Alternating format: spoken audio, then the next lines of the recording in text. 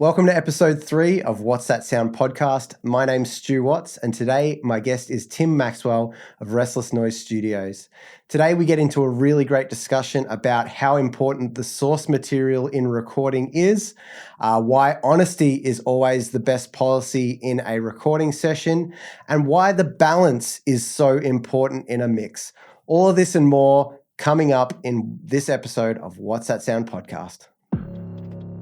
You're listening to What's That Sound with your host, Stu Watts.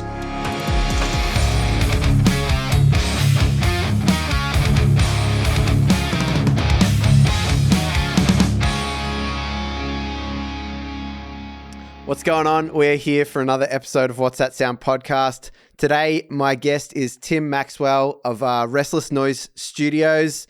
Thanks, Tim, for joining me today. Welcome. Well, no worries, Stu. It's good to be here. Thanks for having me on. You're very welcome. So for anyone that doesn't know who you are or what you do you mind giving them a quick rundown of that, some of the acts that you're currently working with, etc.? Yeah, well, my name's Tim and I'm a loser. That's it? That's it? Simple as that. My name's Tim, and I've been playing in bands for probably about 12 to 13 years. Been playing guitar for 16 or something. I only recently sort of started working with bands probably about maybe 3 to 5 years ago. It's just been being hyper obsessed over audio and that side of things, and honing my craft in the background to be able to work with strangers, essentially, spend a lot of time just working with friends and not knowing how to charge because I felt bad, and then coming to a point where it's actually I felt like I was good enough to be able to start doing it as a day job, because I've always been a selfish person in a way. I just always wanted to do what I liked. I hate working for other people. It sucks. Yeah. Yep. Nah. I guess everyone that's listening to this podcast is probably understands that quite well. Audio and playing music is somewhat of a selfish thing, I guess, because it's you like what you like and you don't like certain things and you don't want to do it. So it's completely fair enough. Stubborn. Stubborn is how you'd put me. Yeah. Tell us about some of the people that you're currently working with. At the moment, I'm working with just a bunch of up and coming bands, sort of thing. I feel like out of any feeling in the world, helping people is the best feeling in the world, really. So I'm working with a lot of younger bands. I'm currently working with a band called Grevillea, working with another band called After School Care. I have some other stuff in the that I am working on that I can't really say, but it's super exciting to finally be getting my name out there. Yep. But yeah, I've been working on my own music as well. The Loser, we just finished recording a new EP, and I'm mixing that at the moment. And that's something I always wanted to do, was to be able to mix my own music and record it all. I mean, I've been doing that for a bit, but it's taken this long for me to actually be happy and want to have my name over everything, Well, I think so. Yeah, a lot nice. of up and coming bands, and also my own band, really. Yeah. Yep. I think when you are able to work on your own music, you're really able to impart that personality into it. Because as producers and engineers, we always impart our own tastes into things. But when it's your own music, it's even more personal. So that's really cool. Yeah. I feel like the hardest part is it's not even being able to, it's wanting to wear all hats, Yeah. Being all right, cool, I'm going to record it, I'm going to produce it. And then I also have to have fresh ears to mix it and master it. Not that I would do all that, but that's the only way I've sort of done it from the start, from the get-go, to be able to learn how to do it, And in a lot of ways, it has helped me a lot, because I've been able to fix all these problems from doing home recordings and stuff, and knowing how big it can sound. I guess the worst part is that I hold myself to a high regard, so I'm never really happy. Yeah. I think again, most audio people end up becoming that way, even if they don't start off that way. Once they start learning things, they start to get really like dialed in and not happy until they get the sound that they hear in their head before they actually hit record. So it's totally fair enough. I think most people relate to that. Exactly. Let's take it back a bit. Let's take it back to the early days of Tim's life. Where did it all start? Where did music kind of come into play for you? I guess we've just been shown cool records, classic rock records from day dot when my parents would just have, the record player out. And it's like, this is Black Sabbath, this is Led Zeppelin, this is Pink Floyd. And I'm just like, holy shit, this is fucking awesome. So from day dot, I've always been influenced by good music. I've been lucky to have been exposed to that and lucky to have cool parents. So like whatever, like they never really pushed me to do anything. It was all about skateboarding and punk rock, and then it sort of went more into like picking up a guitar and just playing from there and being hyper obsessed ever since, really. So what age was that? Probably about like 10. Yep. I reckon. Yep. 10 years old, I would have picked up my first guitar. Like saw one of our mates was playing like electric guitar. It's like, whoa, what's that? He would have been doing like a one string like Smoke on the Water or Dirty Deeds. So it was just like, oh my God. Yeah. But then it was like the sort of thing where like my dad tried to play guitar, early on and stuff. So like once we got back from that family friend's house and like saw that kid play electric guitar, his name was Dale. There were guitars back at home. And so there was like an electric guitar and this acoustic guitar. And then like me and Will, that's my brother, we sort of just like got that inspired by that night. And then we just kept teaching ourselves really until we found a local guitar teacher and then just, doing it ever since really. Yep. And when was the first time that you actually got to, perform music? Was that early on, like soon after, or was it quite a bit later? Yeah. Good question. I feel like maybe it would have been like a year or two later because our guitar teacher, whose name was Chris Galea, like he always used to play like local shows and, sometimes he'd like showcase his students. So like I remember like Will would get up before me. I was a bit shy sort of thing. But then because like my dad was so into blues music and that, we used to go to this, it was run by this thing called the Melbourne Blues Appreciation Society.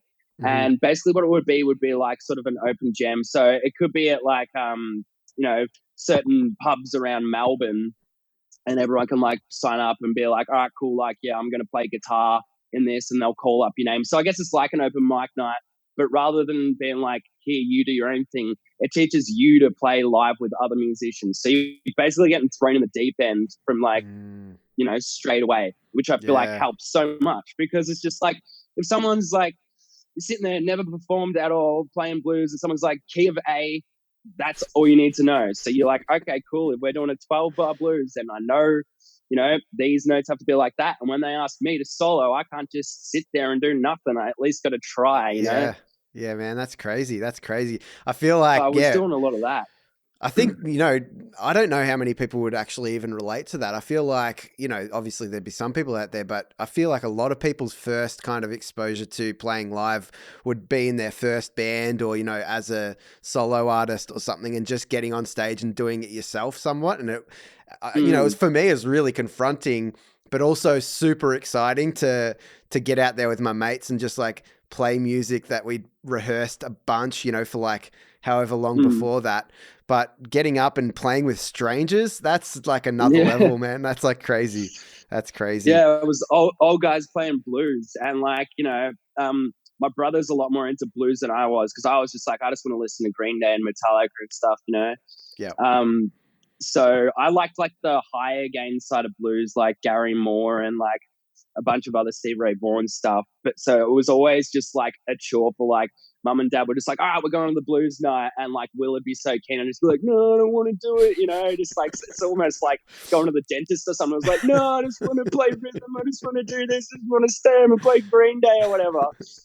But I'm so thankful that they made us do that because like it just kept on happening year after year. Like I didn't play in a band till I was like 17. Like there was all this time just oh, like, you know, a serious band. Like, you know, I Yeah. like played in an instrumental metal band where no one could sing and we just made the most complicated riffs possible. But that, you know, I don't consider that really to be a live band. Well, we Yeah. never played a show, so there you go. Yeah. Yeah, fair enough, fair enough. And when did audio, like production and recording and stuff, when did that come into play? I reckon it would have been about 6 years ago or something. Hmm. I was always sort of obsessed with, like, I remember back in the day, like, having like a tape recorder and like making my own radio shows and stuff, you know, Yeah, and yeah, like just like yeah, commentating over that or whatever. yeah. Can But I relate. never, yeah, I sort of just, I don't know. It was actually a pretty new thing to me. Like, it's weird how it just sort of came out of nowhere. I guess it was sort of like I always obsessed over the idea of like being able to like say play a rhythm part on guitar and then be able to solo over. I'm like, oh, it'd be cool if I Mm, could just have that. But I mean, mm, like, you know how it is. It's like it's pretty expensive to have a recording setup, especially when you're young and stuff. It's like absolutely. you need to have a good computer. You know, you need to have an interface. I'm like, I don't know what the fuck that is. You know, Yeah, like nah. but always just play guitar and like wouldn't know that you could record it, sort of thing, you know. So what was it about like recording then that kind of got you to where you are now? Like what drove you to get better at it? I feel like it was more like the producing side of it, like being able to like layer the shit out of something and know that I could make something out of it. Hmm. But it's like, yeah, it's sort of weird. It's just like it started with me just like working with mates and just trying to be like, you know, hey, let me, you know, you write this melody, you do this thing, and let me play this guitar part over it. Because, like, at the start, you know, like, it was just all like logic drums and stuff, Yeah, which, you yeah, know, I'm pretty sure, like, for the first 4 years of me doing this sort of audio stuff, it was all just fake drums. And I yeah, remember, like, if I go back to that shit now, I just want to kill myself. It's like the yeah, worst yeah, shit ever. yeah, Being able to yeah, just have to do everything's like sounded good. And like I showed people and they're like, that's amazing. Like, what are they real drums? I'm like, no, they're not, you know? yeah, So yeah. yeah, it was all just like starting to do like my own music, like demoing stuff, and Hmm. yeah, it's actually weird because I actually don't really know. It just came Yeah. out of nowhere. It just It kind of, literally yeah, came it out of just progressed. nowhere, Yeah. and now it's at this point where I'd rather do this than play in a band. Yeah, yeah, yeah, yep, yep. 100%, man. Like I can absolutely relate to that because for me, I was playing in bands constantly up until, 4 years ago. And that's when I Mm, went full time at the studios here. And I 100% agree with you. Like now the actual thought of like playing in bands and stuff is so tiring. Like even just thinking about it, mm. because I've been through it all, it's like there's so much work that goes into it that Yeah, with my comfortable recording setup here at the studios, it's like, man, this is home, this is where it's at. exactly. Yeah, Yeah, I guess 100%. like another reason why it's better is because it's a bit more fresh. You know, it's just like Mm, having a fresh friend or something in your life. mm, It's just like it's something new. Like you yeah, said, it's like, oh, you've been doing this for like 13 years or something, and it's not like I don't enjoy that. It's just like when something new comes along, it's just like it's crazy. It's just insane how like I'd listen to music these days, and the amount of music that I would never listen to that I enjoy just for the sonic qualities of it. Like yeah, yeah. it just something just sounding good is so interesting to me these days. And there's a funny thing about obviously modern music. There's some crazy shit going on now, but you can actually appreciate some of the stuff that was recorded, ages ago back in the 60s, 70s, and hearing stuff that sounds amazing back then. You're like, with the limited technology that they had back then, is Mm, like, wow, like some of the Pink Floyd stuff is just unbelievable. And, the yeah, Who and stuff like that, where it's like, holy shit, this just sounds so sick. And it's like, they had such remedial setups. It's crazy, man, what they could have done with yeah. Well, like 8 tracks, 16 tracks. that's the thing. Like that stuff amazes me because it's all about the source material. It's just like Mm, obviously you've got like your EQ on your amps, and then it's all about the mic positioning, and it's just like I'm sure you know this, but like the people back in the days doing those like old records were known as balance engineers. There was no mm, such thing as mixing because it was all about where they positioned the mics. And that was how they got their tone through that, Yep. which I think is insane. And Well, the coolest thing is that, like, well, you've got all this modern production stuff, but if you have good source material, which is why I reckon a lot of people just sort of like leave it and just be like, oh no, I can make that sound good in post or whatever. It's just like, if you have great source material, then you're gonna have to do way less and you'll like it way more. It's facts. Absolute facts. So let's talk about kind of what inspires you then in terms of, sonics. Were there any idols? I guess because you've only kind of been listening to music differently over the past, 3 to 5 years. Who are the people that stand out to you as being those, top-notch audio engineers? Yeah. So one thing I noticed, because I grew up, like, I think it was like Green Day was like one of my first like favorite bands. And I also listened to a lot of other SoCal like pop punk, like Offspring and all that. If it wasn't that, it was Nirvana and stuff. And I never knew who recorded it, never really gave a shit, never really paid attention to any of that. But then, like, once I started getting into audio, I was just like, oh, let's see who did like this Green Day record, this Blink record. I'm like, oh, CLA. I'm like, who's this, whatever? And like, once, because that sound is being like just drilled into my head, it's just like, that's sort of the regard that I hold myself to. It's just like this bright sheen thing that was just like radiofied and ready and always sounded huge in my head, but I never really understood why. And then now that I come back to it, it's just like, oh, holy shit. And it's just like, so they could be like this CLA guy, maybe this TLA guy, and then it's just like, oh wait, they did all of my favorite records back then. It's just, it was all done on an analog desk. It's like, these guys are crazy, you know what I mean? And yeah, I think it started off like that, just being able to like listen to a mix, and I guess I was just like obsessed with looking up who did what.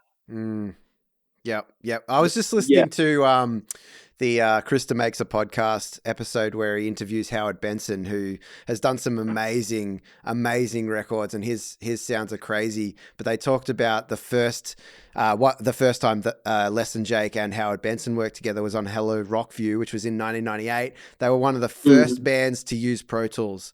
And he took the sessions to CLA because CLA mixed that record after Howard Benson produced it, and he was still completely analog, and he was shit talking, the digital recording. He's like, man, this is fucked. Like, this is never gonna work. Like, who's this guy bringing me this digital shit? It's like auto tune and this and that and blah blah blah. And it's really funny to listen to. So that's it just gives you some perspective to even back then, like those guys that are unbelievable at what they did back then.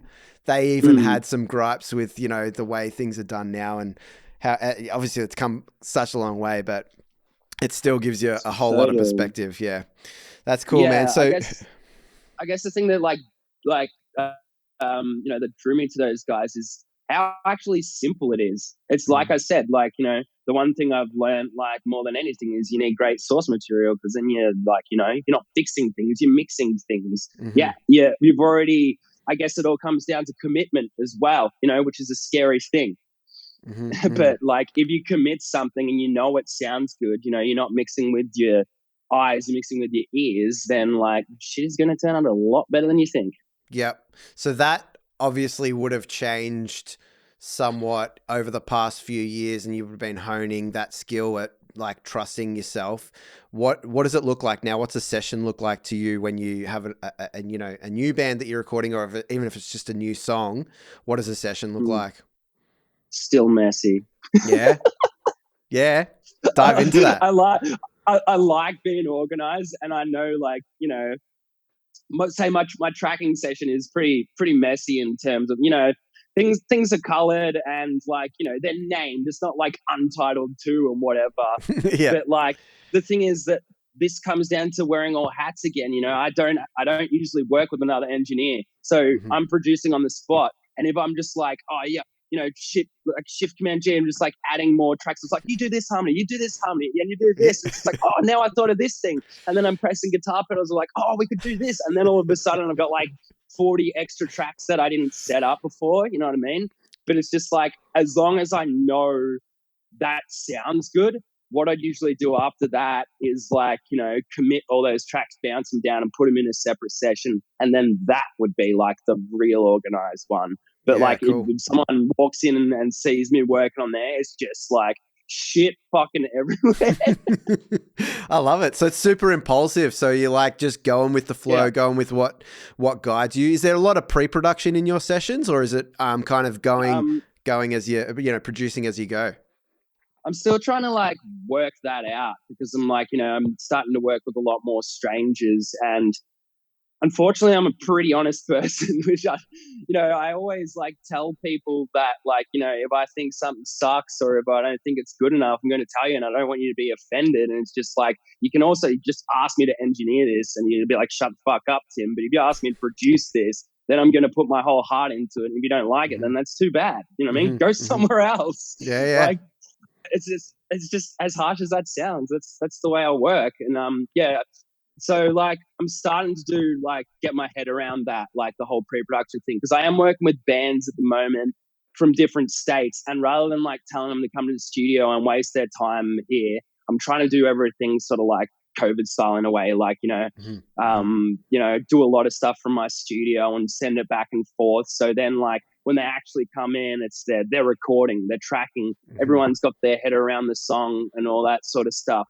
But most of the other time, like most of the sessions I've done has just been producing on the spot. And it's pretty hectic if you like bring in a song, and I was just like, okay, cool, that first like minute it sucks. It's just like it's boring. You need something else here. And if I couldn't say why or give another reason of like what we could do, then I'd be like, well, this guy's a fucking asshole. He's just telling us our song sucks. But I've always got something to back it up. Yep. But I think listening to the stuff that you've worked on, there's still a cohesion to all of the songs that that I've heard you do.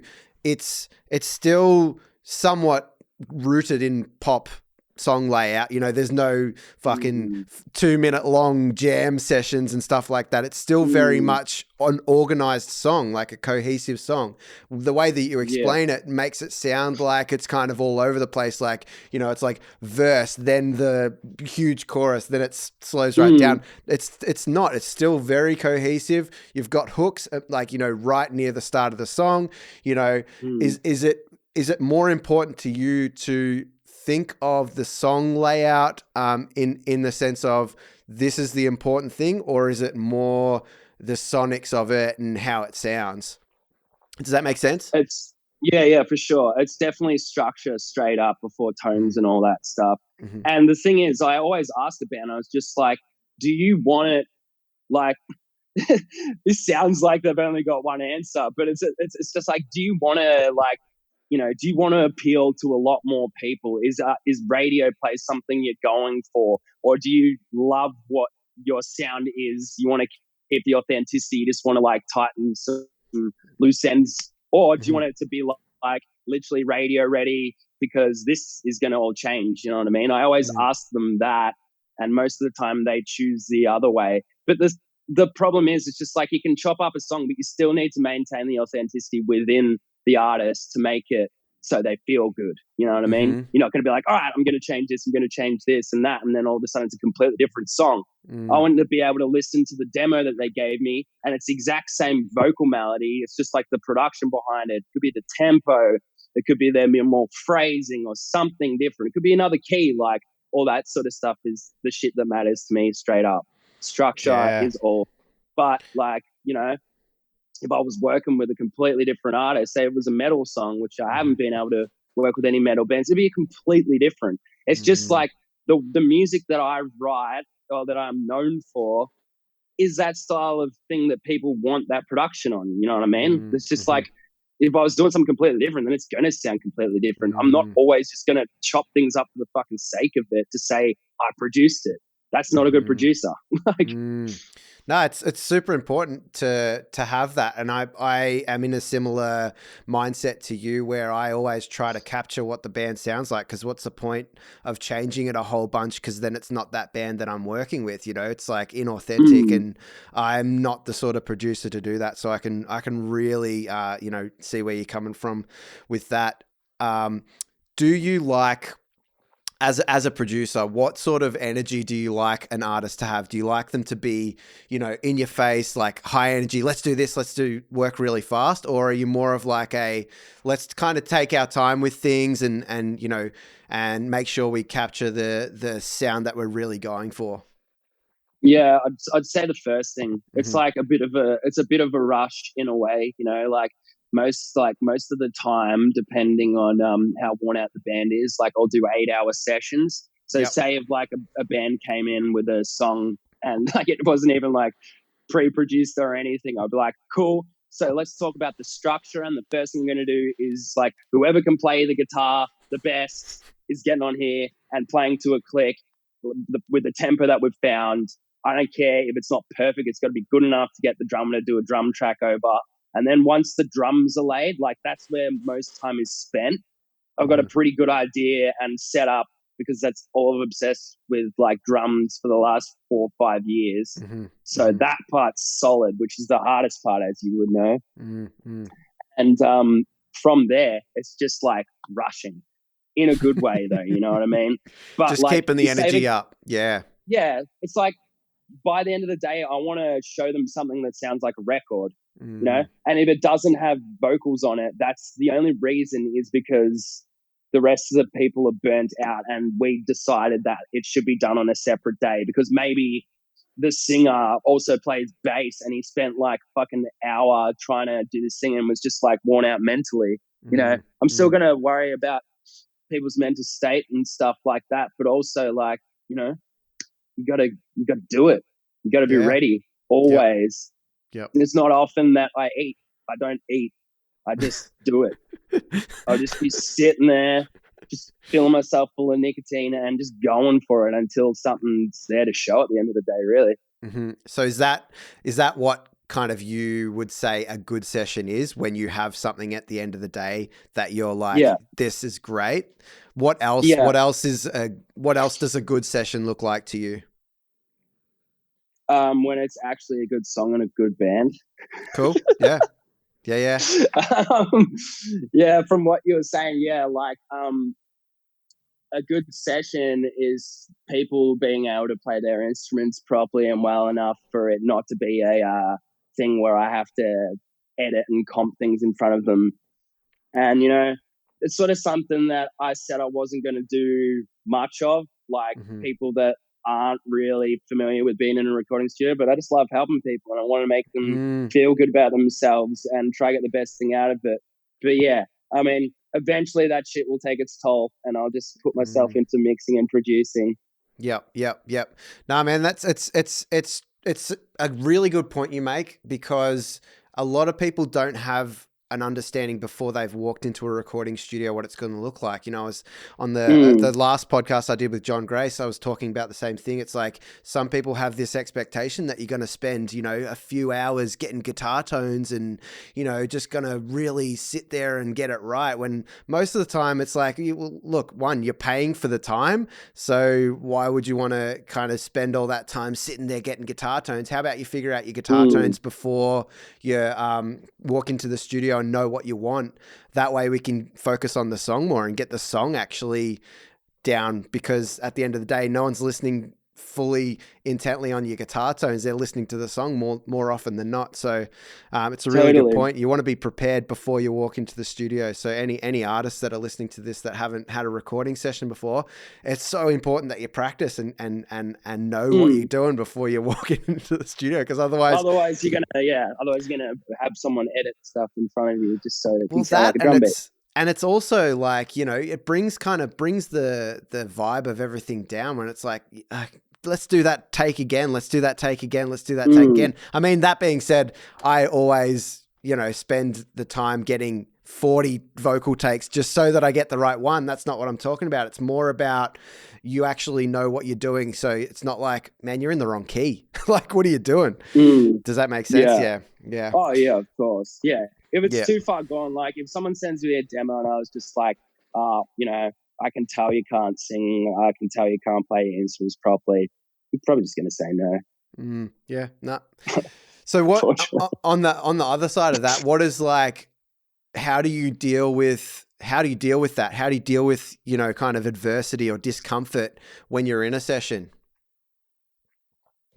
Just be honest, really. Like it's just all about honesty, and like it's just like, so we can make it sound like that, and we can, like, you know, spend another hour doing this, or someone else could play it. Like, if you want it to sound the way it does in your head, then this isn't good enough, sort of thing. You just got to be straight up with them.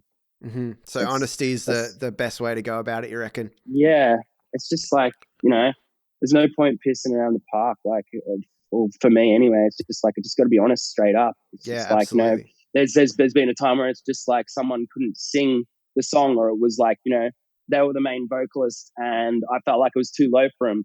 I did like 5, maybe 6 takes, and I was just like, it doesn't sound good. Mm-hmm. Mm-hmm. This person should sing it instead. Mm-hmm.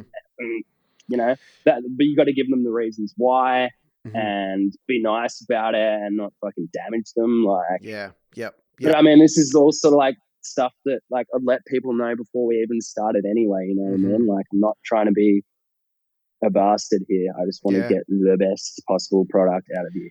And it's as hard as it is in that moment when, you know, they're hearing this, and it can be soul crushing. Like, you know, there's no way around it when it's something that's personal to you and you try and do it and it doesn't work out the way that you hoped it would. And you're being told, hey, someone else has got to jump on. Yeah, that's a hard thing. But at the end of the day, it's the product that matters. You've come to a professional to do what you couldn't do at home. Here's how it's going to go, and you're going to be happy at the end of the day because you're going to have a song that kicks ass rather than is mediocre. Yeah, exactly. Yeah. Like, it's tough, but sometimes, you know, you need that. But also, it's just like, depends on the band, depends on, you know, whether they're just starting, whether they like actually want to be in the limelight and get on playlists and stuff like that. It's like, if people just want to have fun and they want to record something, it's like, go ahead. Like, that's completely fine. Mm-hmm. But if you want it to be at a certain level, then you're going to have to cop heaps of that shit. Yep. And it really is setting them up for the future. If they're going to be a professional and they want a career out of it, then they're going to have other times where shit's not going to go their way and they're going to have to fucking deal with it anyway. So it's, yeah. Hey, thanks so much for listening so far. There is plenty more to come, so don't go anywhere. I just wanted to let you know that this podcast is made completely independently by myself with no sponsors. So if you like what you hear and you would like to show your support, you can send a donation to the PayPal link, paypal.me/whatsthatsound. The link is also in the show notes. Thanks so much for your support, and let's get back to it. All right, bro, let's get into the nerdy shit. Let's give the people what they want to know about. Let's talk gear. Tell us some of the your favorite, you know, hardware. Let's start off with some hardware, microphones, that sort of thing. Okay. My favorite piece of hardware is the Soft Tube Console 1. Mm-hmm. Basically what it is it emulates the desk you get on it is an SSL 4000, which is like what most of my favorite records and, you know, an industry standard sort of thing to have. It would usually cost you about $128,000. Mm-hmm. And then you get this nice little package for about $800. Yeah. So you get the feel of all the analog stuff in a digital realm, and that also pairs with automated faders. So like, that really helps my workflow entirely, especially when it's at a point where I'm like, I'm happy with the source tracks. It's all about coloring things and, you know, compressing things and just making things, like saturating it and making it sound good. And like, I guess the thing I love about that analog realm is it's like very musical. You're playing an instrument, you know? Yeah. As opposed to like just looking here and just looking at the computer and being like, oh, yeah, that looks good. Does it sound good? I don't know. I'm not listening. All right, let's go. Yep. Yep. That looks cool too. Ooh, Wave's got a new plugin. Yeah, I'll download that. I don't know how to use a normal compressor, but let's go. I love it. So that's the center of your like workflow. That's where everything goes in through, and that's what you're recording with. No, it's just what I mix with. Okay. Yeah. Okay. That you can go into it, but I go into my other favorite piece of hardware, which is the UAD Apollo, Okay. twin. That thing is magic. Mm-hmm. I would all I've got is two ins and outs on that thing, which then goes to a Focusrite Mark II, which makes me have enough channels to be able to record drums and stuff like that. Mm-hmm. And it's sick because it's got an ADAT connection, so you can use all of the U8E plugins. Unreal. With the Focusrite, and it does the same thing. It's Beautiful. crazy. Yeah, that's I think out of anything, U8E is just the best thing possible. It's the fact that you don't have to be using all the monitoring and recording in the actual DAW. It's just in a separate console where you can just have a way better workflow. And the fact that you can use things like an 1176 and all these other nice preamps like Neebs and stuff in real time with zero latency. Fuck yes. I love it. Name one other thing you can do that on. None. I'll sit here and I'll wait. You can get a real piece of hardware that does that, and then you got one instance of that. You can have as many instances as you want on this, depending on how much DSP you have, and that's another story. So how much time do you spend going through compressors and EQs and stuff like that in a session? Like a mixing session, or you're saying on the way in production. Are you doing much of that? Yeah, I just most of the time I use U8E API, and I sort of know what. This is a good thing about U8E again. Not sponsored. Sponsor me though.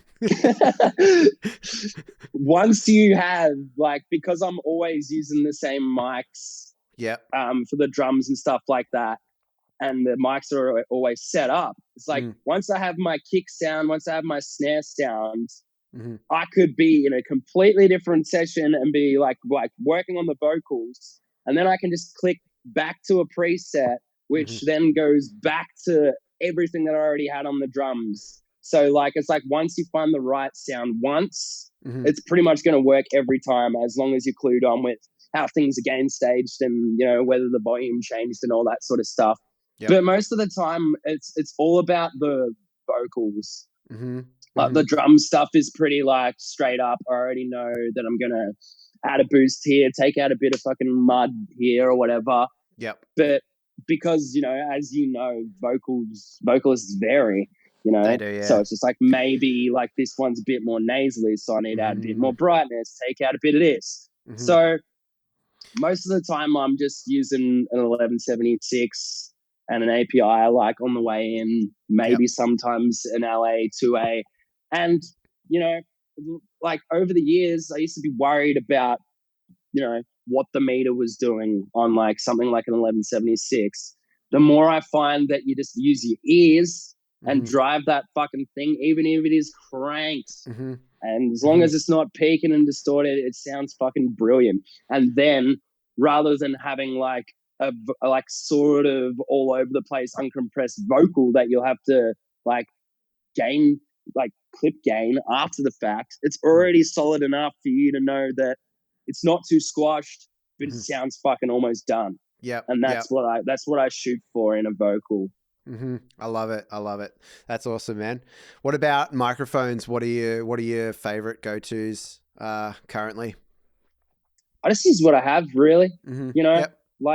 As you know, it's fucking expensive. Yeah, absolutely. Absolutely. I guess my favorite mic is my most expensive one, which is a Warmer U47, which is just emulating a Neumann U47. I use it as a room mic, and I use it as my main vocal mic. Yep. The rest of the stuff is fairly cheap, and that's the crazy thing. It's just you can keep buying more and more gear, but it's all your ear, not the fucking gear. Because there is pieces of gear that I've had for fucking ages, and I don't know how the fuck I made it sound that bad. And now I'm using the exact same thing and getting great results with it. You know what I mean? Yep. But also, it's funny because the other night I was listening to old recordings with one of my mates just to see what it sounded like. And there were parts where it was actually better because I was thinking less. Yeah. There's definitely aspect. I say that all the time. Like I listen back to some of the shit that I did in, say 2015, and I'm like, fuck, I would never be able to mix drums that way now, but it still sounds sick. But Yeah. I mean, like you're preaching to the choir. I think it's the generation that we are in the sense of, yeah, shit's expensive, but it's also the most affordable that it has been. But that also means that shit sounds better than it did back in, the 90s, for example. We are able to use gear that doesn't cost that much money, and we're able to make it sound amazing just because of, the affordability of plugins, the access to it, that even when I first started, like when I was first started recording back in like 2010 or whatever, the access to plugins, even the plugins didn't sound that great back then. Waves was like top tier, and now to me, Waves is not as good as so many other plugin manufacturers like Slate and UAD, like you said. And you just didn't have the affordability and access to it back then. So it was like right now is just such an amazing time to be in, where you just don't have to have the most expensive gear to get an amazing sounding record. And that all comes with practice, of course, but you're 100% right. It's like make do with what you got, get good with the shit that you've got, and you'll make it further, I think. I love that. Exactly. Yeah. Like, you've got enough to make it happen. You just need to, know how to do it, really. Absolutely. And I guess like, it's funny because I've just remembered something about like one of the first questions you asked. I actually went to school like to do audio, and I couldn't afford Pro Tools. Oh, my Pro Tools wouldn't work on my old Mac. So I'm like, what am I meant to do? The only place I could use it was at this school.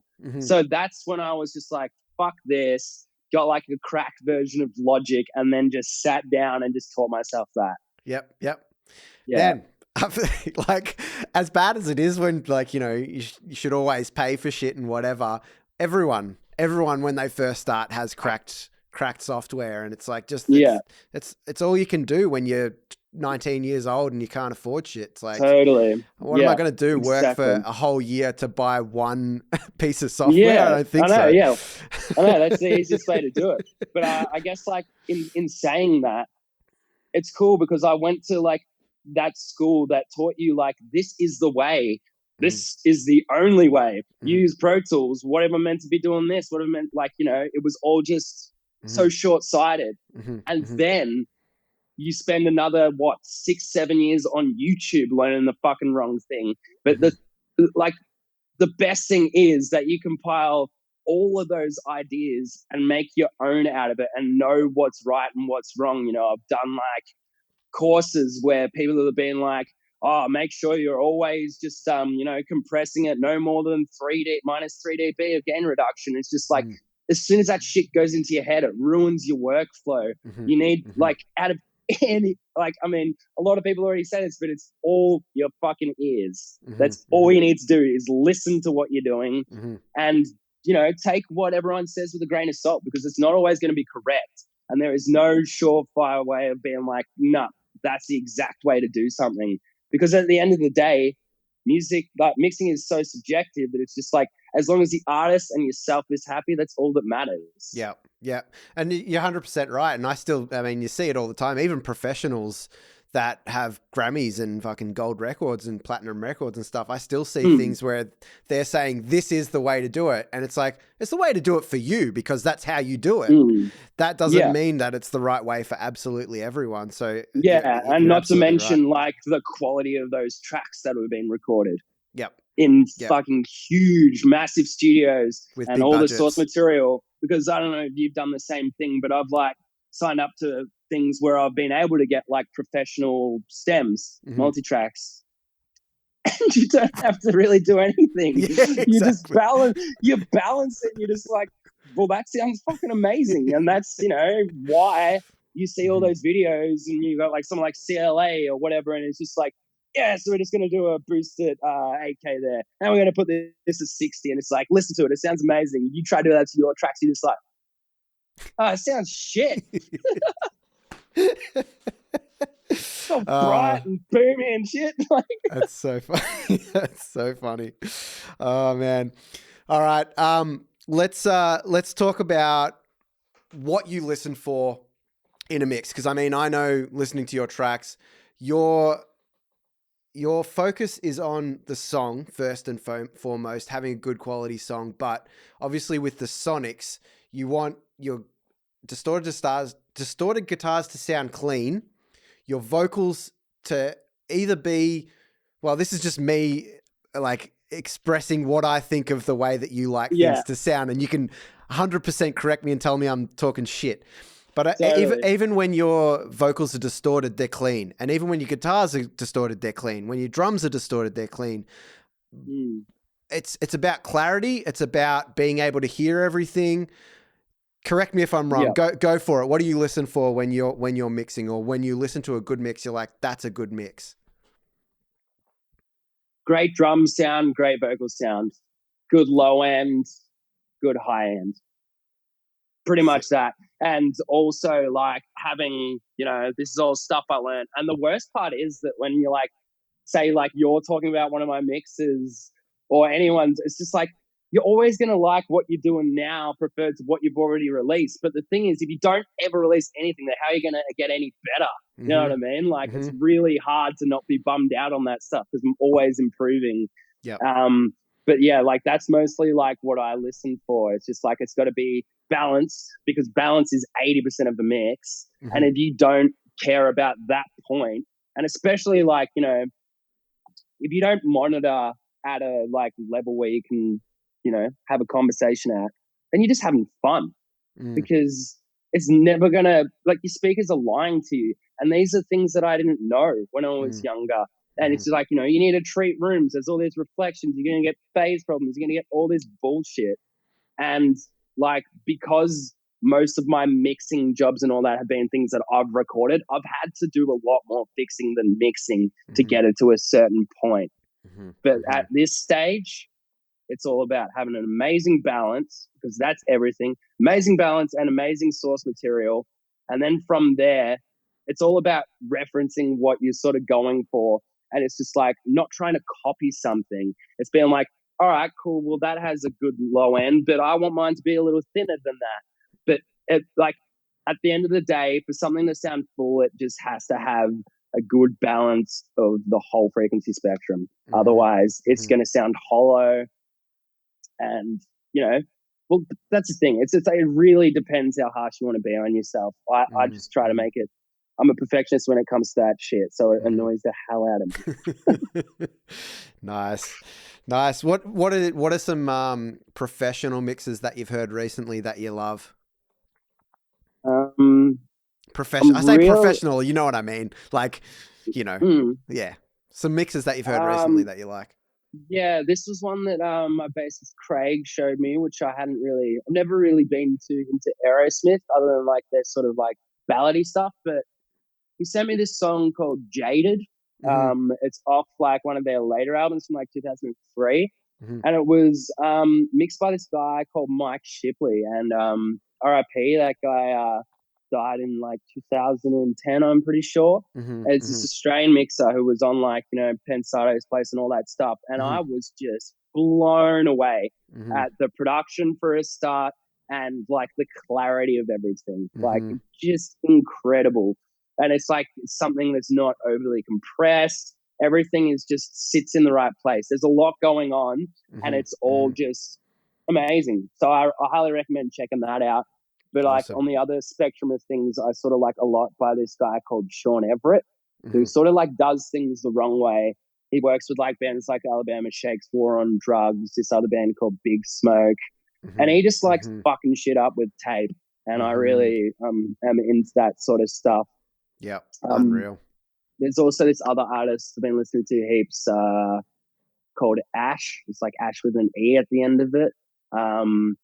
There's some huge pop producer doing something, but like it's all about doing pop music, but having like real, authentic, live, roomy drum sounds and stuff.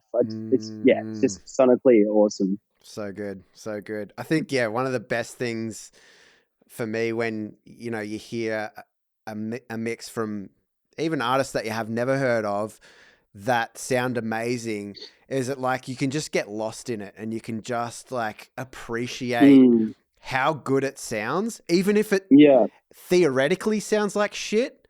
If there's Mm. something that makes you feel good about listening to music, to me, that's what a good mix is whether it's Yeah. like, fuck, this drum That's a sound hard. is huge, or like the guitar's Yeah. so good. You know what I mean? That's Yeah. just a hard thing for Mm. me to hear in my own mixes. You know, it Mm. sucks. It's like you're Yep. always going to be like your own worst critic.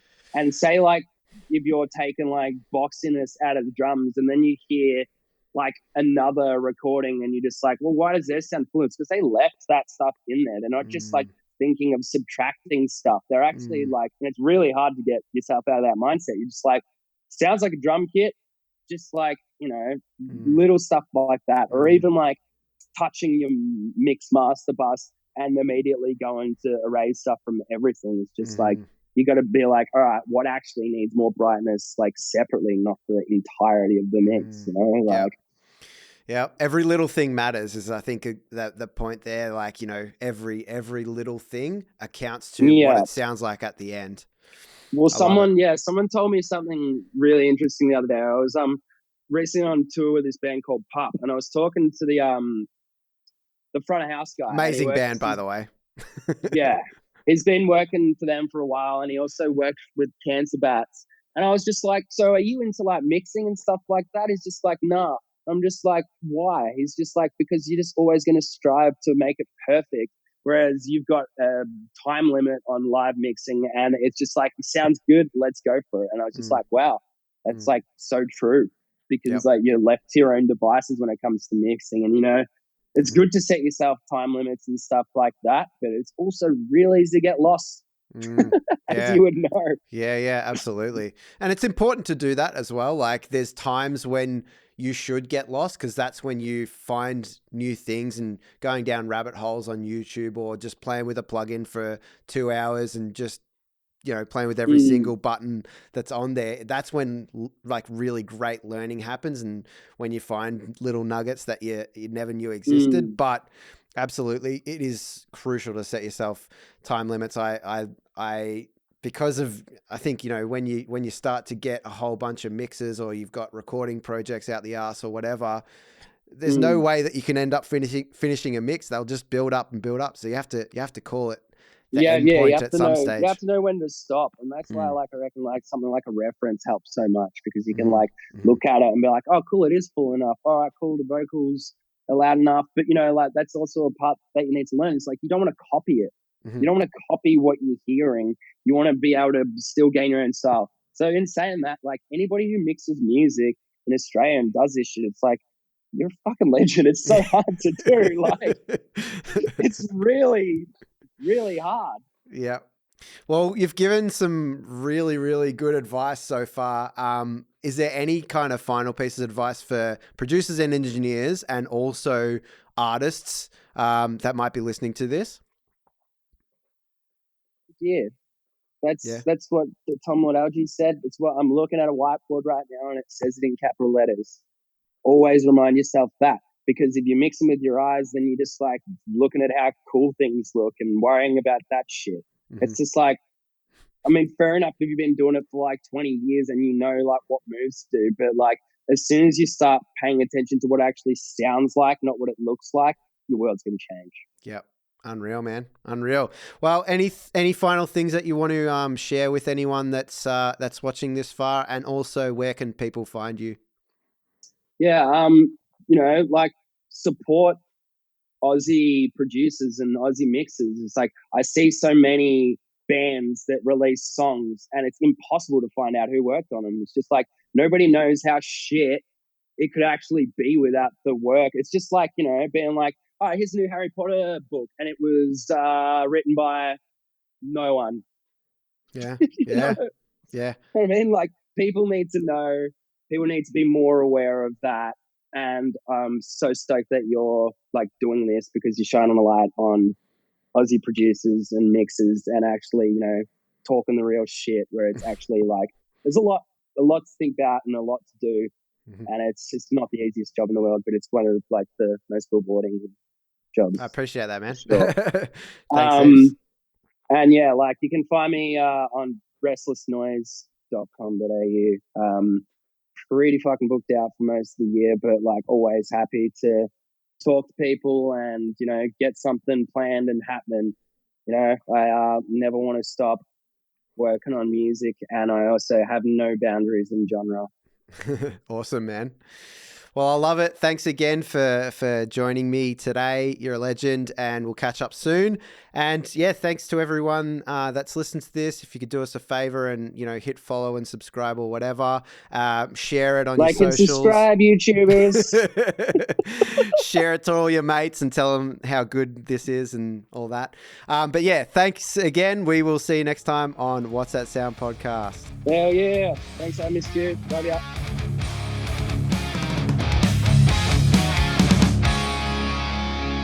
Thanks for listening to What's That Sound? Make sure you hit follow or subscribe on your podcast platform to stay up to date with each new episode. We'll catch you next time.